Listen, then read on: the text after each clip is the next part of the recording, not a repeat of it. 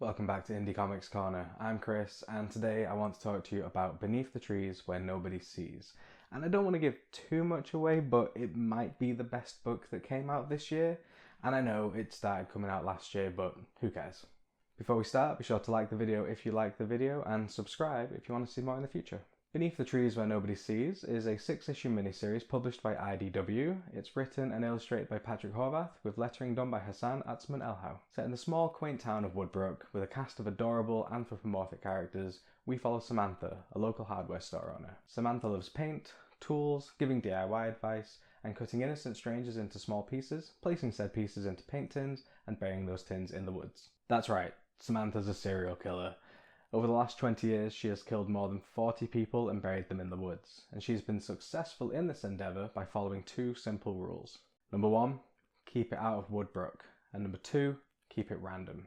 This system has been working for Samantha. She's never had any trouble, but that may be about to change when someone else commits a murder in Woodbrook. She very quickly realises that with a little bad luck, it wouldn't take much for the police to stumble upon her own crimes, so she takes it upon herself to find the killer before the police do, to ensure that her secret remains just that. I absolutely adore this series. Samantha is an immediately likeable character because she's portrayed as this big, cuddly looking teddy bear, and the world building that Patrick has managed to achieve in such a short series is really impressive. We get thrown in very quickly with issue 1, establishing who and what Samantha is. We first see her interacting with her community in a really positive way, and then the shift as she travels to the big city to hunt her next victim. You can see here the nice mask leave her face as she exits the city. She goes from cheerfully smiling at a waving neighbour to all of a sudden an emotionless expression, and it's very unsettling. I'm not going to show you the murder she commits in issue 1, partly because I don't want to spoil the moment for you, and also partly because it's quite graphic and I don't know what you signed on for when you clicked this video, but the care that she puts into it while doing it really shows you who she is. She's meticulous and clever, and she's doing it for no reason other than a sense of control. The sequence ends with a real bear stumbling across what she's done. More world building, but also Samantha asking the bear to keep that between them, which is again showing her disconnect between normal people and herself. The issue ends with the murder of a town local being revealed, and the realization that Samantha has as to what this means. I don't want to go too deep into the other issues here because I don't want to spoil anything for you. But obviously there's a mystery that runs throughout, and we unfold that with Samantha and with the townsfolk.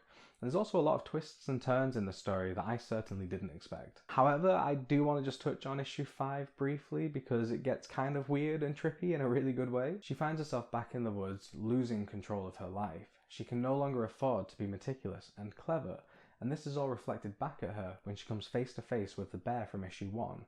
It's standing over a dead deer that it was going to eat for food, when all of a sudden a different bear shows up and tries to take the deer, which causes a fight between them. It's animalistic, and it speaks to what she feels deep down. There's a wild animal inside of her, but her evolved form often allows her to maintain some level of control. When backed into a corner and having to protect everything that she's worked for, she needs to fight. She has to kill to survive, not for her usual reasons. As a main character, she's really conflicting. We follow everything from her perspective, and we root for her. She's the hero saving the town, but she's not. She's doing this to save herself. She's a monster, and she kills innocent people. This was really interesting and made me think a lot about my own perceptions of good and evil. The art does so much in service of this story. It's not just here to look nice, which it does. Look at this beautiful watercolour. But it also carries so much weight. The expressions on the faces of the characters, the brutality of murder, and the sensations Sam feels when she kills somebody. I think the ending of issue 1, when everybody in the crowd slowly starts to realise that there's a dead body hanging at the top of the float, is such incredible visual storytelling. Panel 1 here shows everybody standing around happy while Sam has already noticed the body. Panel 2, everybody is starting to realise, but Sam is now deep in thought. And in panel 3, everybody is panicking, except for Sam, who has realised what this means for her. It's cold, and it tells us what Sam thinks of murder, and that also self-preservation is her number 1 instinct. I don't know, I just think this is some of the best visual storytelling that I've seen since David Aja on Hawkeye. Everything feels perfectly crafted and intentional. Patrick is meticulous and clever, just like Samantha. I also don't want to miss an opportunity here to praise Hassan's lettering. As per usual, it's excellent, and I think any book he is on is elevated because of it.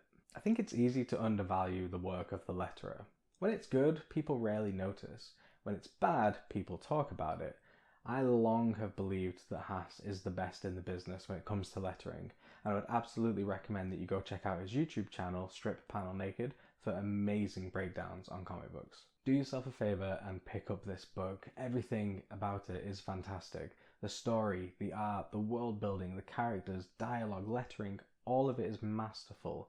It's also a very captivating murder mystery with some great twists. The trade paperback releases on September 18th, so if you're watching this video right after I've released it, get yourself a pre-order put in. If you're watching this though after September 18th, what are you doing? Run to your local comic shop, grab a copy now. I know that Patrick has been talking about doing more stories in this world, and I really hope that he does. I'm sure it must take a while for him because he actually does do the watercolour painting by hand, but it pays off so well, and hopefully one day we get to enjoy that artwork in an oversized hardcover collected edition. Thank you very much for watching. Have you read Beneath the Trees Where Nobody Sees? If so, let me know what you think down below. Be sure to like the video if you like the video, subscribe if you want to see more from me in the future, and I'll catch you in the next one. Bye!